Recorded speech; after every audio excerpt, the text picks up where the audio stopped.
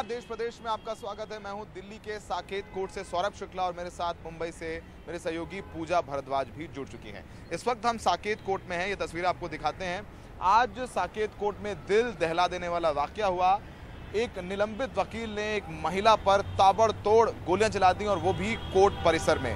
महिला को 3 गोलियां लगी हैं। इस वक्त महिला का अस्पताल में उपचार चल रहा है और बताया जा रहा है कि महिला खतरे से बाहर है। जो निलंबित वकील है उसे दिल्ली पुलिस की क्राइम ब्रांच ने फरीदाबाद से गिरफ्तार कर लिया है और ये पूरी घटना का वीडियो सोशल मीडिया पर ज़बरदस्त वायरल है। लगातार ये वकील ये फायर कर देता है इस महिला पर। बताया जा रहा है कि इनका कोई पैसे के लेन देन को लेकर के विवाद था। हमारे साथ कुछ वकील हैं जो कि उस वक्त वहाँ पर मौजूद थे, कमल और शीन। कमल, आप उस वक्त कहाँ थे, क्या देखा और क्या कुछ हुआ, इसके पीछे क्या वजह है कि क्यों गोली चलाई इन्होंने?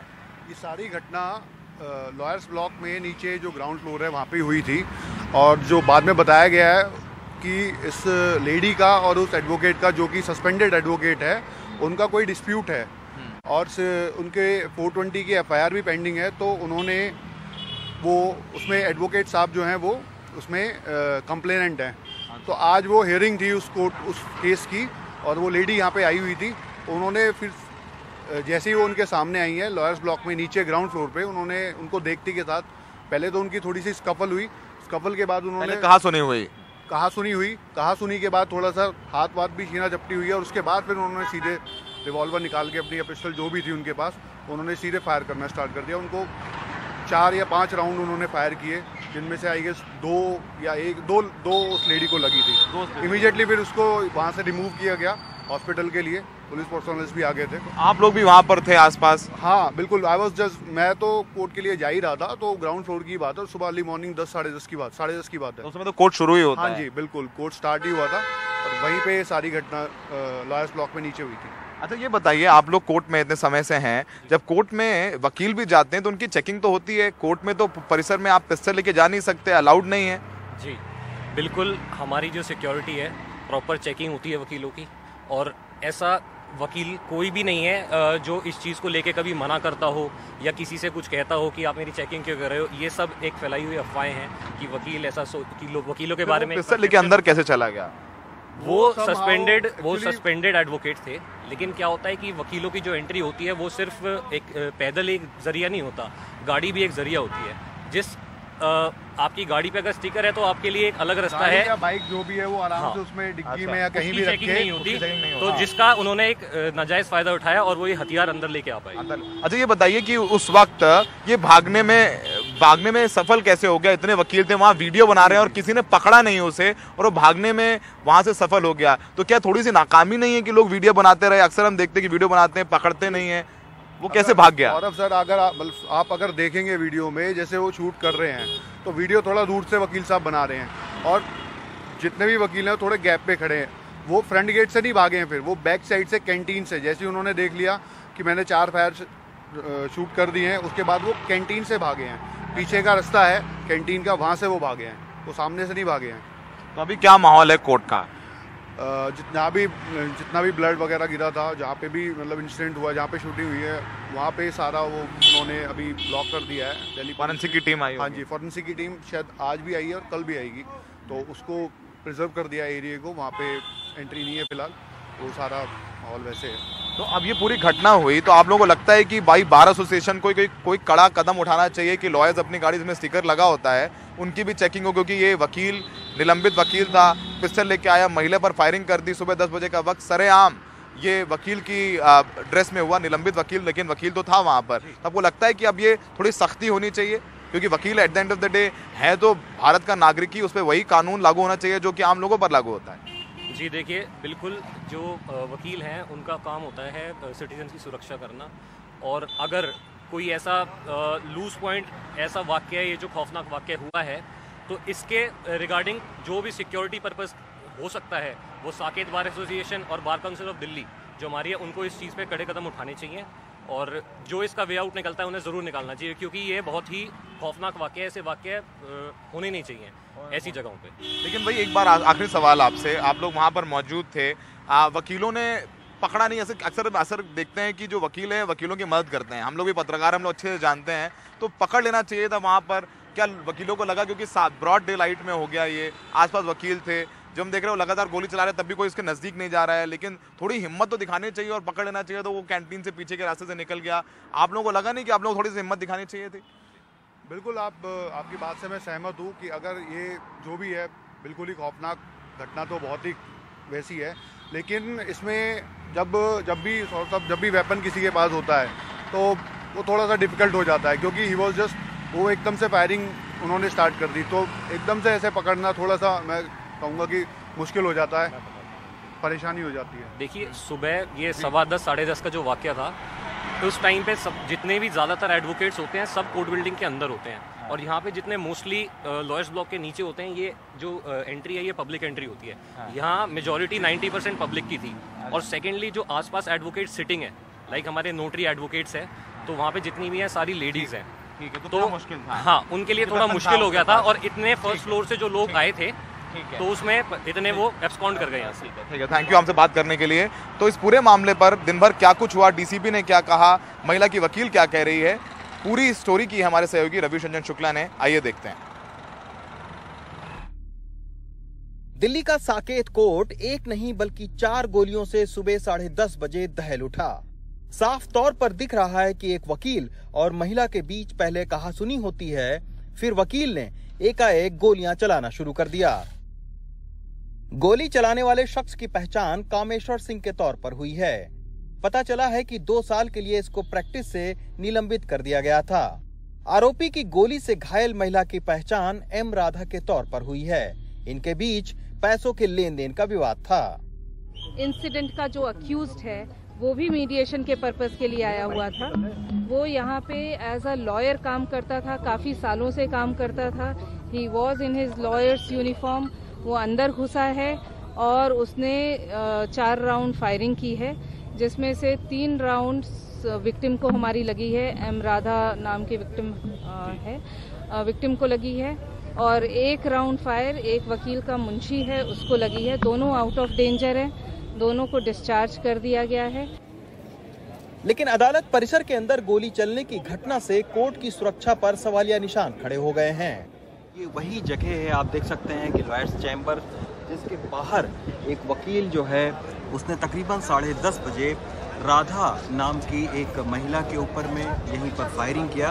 ये जो वकील है ये बताया जा रहा है कि कामेश्वर सिंह इसका नाम है, और इसी जगह पर उसने तकरीबन 5 राउंड फायरिंग की, जिसमें से 3 गोलियां राधा को लगी। ये बताया जा रहा है कि 2022 में राधा झा को उसने 25 लाख रुपए दिए थे, और उसके बाद में कुछ पैसे का विवाद हुआ, और फिर उसने जो राधा है उसके खिलाफ में मुकदमा दर्ज करवाया 2022 में, और उसके बाद ये पूरा केस जो है इसी साकेत कोर्ट में चल रहा था। आज उसी की जो पेशी थी उसी में राधा आई हुई थी, और जैसे ही राधा आई यहाँ पर उस वकील के साथ में पहले बहस हुई, कहासुनी हुई, और उसके बाद में उस आरोपी वकील ने तकरीबन 5 राउंड गोलियां यहीं पर चलाई। राधा यहाँ से फिर भागी और बचने की कोशिश किया उसने। यहाँ पर आप देख सकते हैं कि अभी पुलिस ने हालांकि इसको बंद कर रखा है, लेकिन यहाँ से राधा ने भागने की कोशिश की उस जगह से, और उसके बाद में उसको फिलहाल अभी अस्पताल में भर्ती करवाया गया है, जहाँ पर उसकी हालत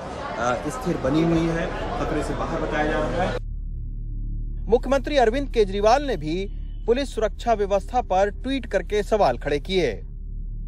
दरअसल साल भर पहले गोली चलाने वाले आरोपी वकील कामेश्वर सिंह ने राधा नाम की महिला पर 25 लाख रुपए लेने का मुकदमा दर्ज करवाया था। इस केस में ये महिला अपनी तारीख पर आई थी। इस मामले में पीड़ित महिला के वकील राजेंद्र झा का आरोप है कि कामेश्वर सिंह का आपराधिक इतिहास रहा है, और वो बहुत पहले से उसे धमकाता रहा है।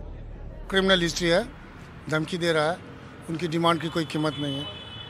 अच्छा, हमेशा बोलते रहता था मार दूंगा मार दूंगा। वो सस्पेंडेड है। वो भी एक पहले जो वकील था उनका मकान कब्जा कर रखा था, उन्होंने कंप्लेन किया था, तो बार काउंसिल ने उसको 2 साल के लिए सस्पेंड कर दिया। फिलहाल साकेत कोर्ट की सुरक्षा को और सख्त कर दिया गया है। गिरफ्तार हुए कामेश्वर सिंह से भी पूछताछ चल रही है। नई दिल्ली से कैमरामैन अशोक माहले के साथ रवीश रंजन शुक्ला, एनडीटीवी इंडिया। जम्मू कश्मीर के पूर्व गवर्नर सत्यपाल मलिक को सीबीआई ने 28 तारीख को पूछताछ के लिए बुलाया है। आपको बता दें कि रिलायंस इंश्योरेंस मामले में उनसे पूछताछ की जाएगी। जब वो गवर्नर थे तो उन्होंने कुछ मीडिया वालों को इंटरव्यू में कहा था कि उन पर एक बीजेपी के वरिष्ठ नेता ने दबाव बनाकर कहा था कि गैर कानूनी तरीके से रिलायंस को कुछ काम दे दिया जाए इंश्योरेंस का, जिसके बाद जब वो गवर्नर पद से हटे तो सीबीआई ने उनसे एक बार पहले ही पूछताछ की थी और उसी मामले में उनसे पूछताछ के लिए 28 तारीख को जो सीबीआई का अकबर रोड पर गेस्ट हाउस है उनको वहां पर पूछताछ के लिए बुलाया गया। आपको बता दें कुछ दिन पहले ही सत्यपाल मलिक ने कुछ इंटरव्यूज़ दिए थे जिसमें उन्होंने पुलवामा अटैक और कुछ और दूसरे मामलों पर प्रधानमंत्री मोदी पर हमला बोला था। अब इसको लेकर के राजनीति भी गर्म हो गई है।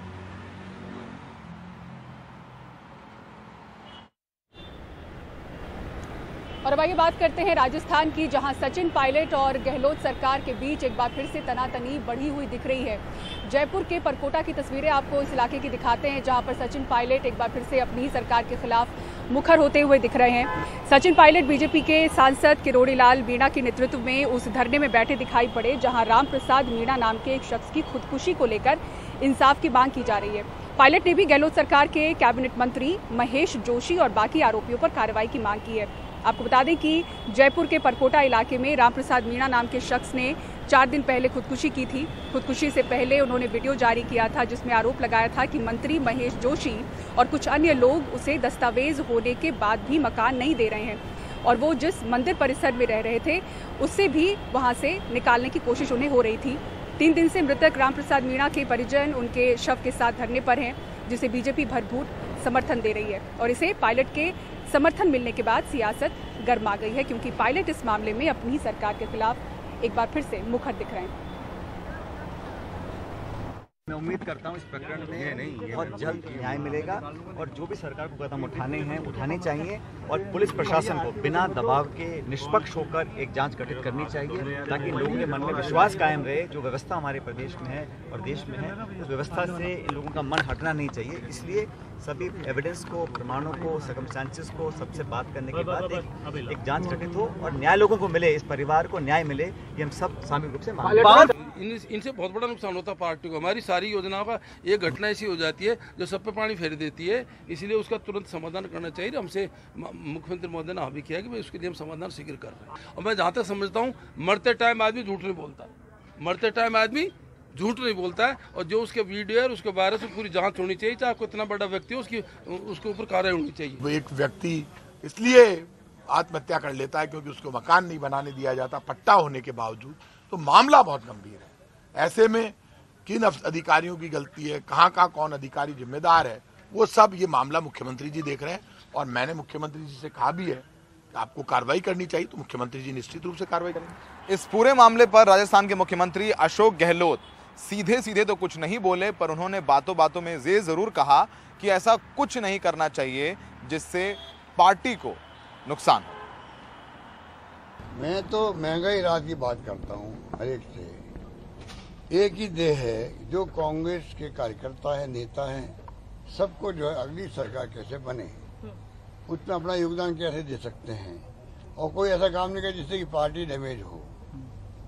मेरा मानना खुद के बारे में कोई मान लो, कई बार कोई ऐसा कमेंट करते हैं खुद को नुकसान हो, चिंता नहीं करनी चाहिए। खुद का नुकसान तो हाईकमान पर भरपाई कर देगी उनके कामों को देख करके। पर आप ऐसी बात बोल जाओ कि पूरी पार्टी डैमेज हो, पूरी भरपाई वो खुद भी नहीं कर सकते, हाईकमान नहीं कर सकती है। और अब आपको अगली खबर दिखाते हैं उड़ीसा की, जहां से बुजुर्ग नागरिक सूर्या का जब एक तस्वीर, उनका वीडियो वायरल हुआ तब अफसरों ने किस तरह से दौड़कर उनकी समस्या को दूर किया। आपको दिखाते हैं इस वीडियो में किस तरह से वो टूटी कुर्सी के सहारे कई किलोमीटर पैदल चलकर बैंक जा रही थी अपनी पेंशन लेने। वीडियो वायरल होने के बाद जब वित्त मंत्री निर्मला सीतारमण ने इस पर गौर किया तो फौरन बैंक की तरफ से सफाई आई। कहा गया कि बुजुर्ग नागरिक सूर्या हर महीने अपने गांव के सीएसपी पॉइंट से पेंशन लेती थी, लेकिन उम्र की वजह से फिंगरप्रिंट मैच न होने की वजह से उनको बैंक आना पड़ा। अब मामले अगले महीने से उनकी जो पेंशन है वो घर पर ही पहुंचने का वादा किया जा रहा है। एक व्हील चेयर भी उनको दी जाएगी।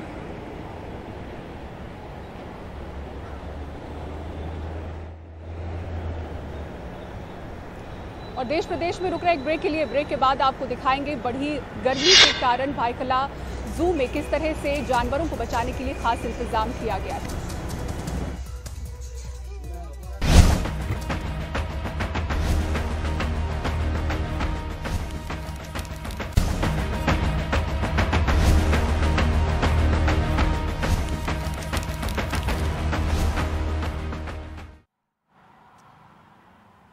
के बाद देश प्रदेश में आपका स्वागत है। सीधे चलते हैं राजस्थान के उदयपुर, जहां पर उदयपुर का पहले वाटर शो का उद्घाटन हो गया है। आपको बताएं कि वाटर शो काफ़ी दिलचस्प रहने वाला है। इससे पहले कभी उदयपुर में वाटर शो नहीं हुआ है। इस जो वाटर शो है इसको ऑर्गेनाइज किया है प्रताप गौरव केंद्र राष्ट्रीय तीर्थ। इसकी शुरुआत हो चुकी है। ये पहला पर्यटन मंत्रालय की स्वदेश दर्शन योजना के तहत की गई पहल है।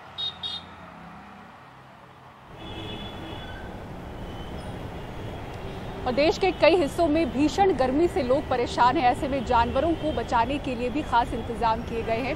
ये तस्वीरें इस वक्त हम आपको दिखा रहे हैं मुंबई के भाईखला चिड़ियाघर की, जहां जानवरों को सुरक्षित रखने के लिए खास इंतजाम किए गए हैं। यहाँ जानवरों के बाड़े में पानी की खास व्यवस्था की गई है। हाथियों को पानी की बौछारों से नहलाया जा रहा है। पशु चिकित्सक कोमल राउल ने बताया है कि यहाँ हर जगह तालाब और झरने हैं। जानवरों को जब भी गर्मी लगती है वो वहाँ जाकर बैठ जाते हैं। अब ज़्यादा तापमान होता है तो उन पर पानी का छिड़काव भी किया जाता है।